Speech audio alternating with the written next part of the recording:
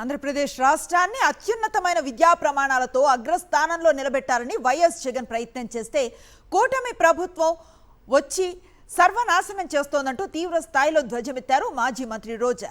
నిరుద్యోగ యువత విద్యార్థులను కూటమి సర్కార్ దారుణంగా మోసం చేసిందని మండిపడ్డారు రోజా. చంద్రబాబు ఫీజు రియంబర్స్మెంట్ బకాయిలు పెట్టి నిరుద్యోగులకు ఇస్తామన్న భృతి ఇవ్వకుండా నట్టేట ముంచేశారన్నారు. నిరుద్యోగుల గురించి పవన్ కళ్యాణ్ ఎందుకు మాట్లాడటం లేదని రోజా నిలదీశారు. రాష్ట్రాన్ని అక్షర క్రమంలోనే కాదు అత్యున్నత ప్రమాణాలతో అగ్రస్థానంలో పెట్టాలని గత 5 ఏళ్లు జగన్మోహన్ రెడ్డి గారు ఎంత కష్టపడి పనిచేశారో మనందరికీ తెలుసు.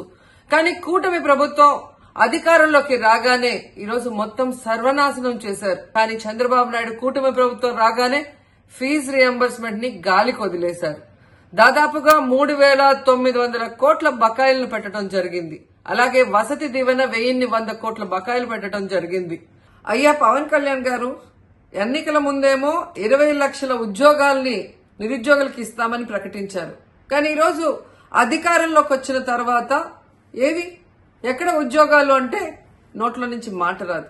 ఈరోజు మీరు చేయకపోగా జగన్మోహన్ రెడ్డి గారు తీసుకొచ్చిన మెడికల్ కాలేజీలను ఈరోజు ఏ విధంగా ప్రైవేట్ పరం చేయాలన్న ప్రయత్నం చేస్తున్నారో అందరూ గమనిస్తున్నారు. ఉద్యోగం ఇవ్వకపోతే కనీసం 3,000 నిరుద్యోగ భృతి ఇస్తామని చెప్పిన చంద్రబాబు నాయుడు మీరు ఈరోజు 1 రూపాయి కూడా ఇవ్వకుండా ఉంటే ఎందుకు మాట్లాడలేదని నేను అడుగుతున్నాను.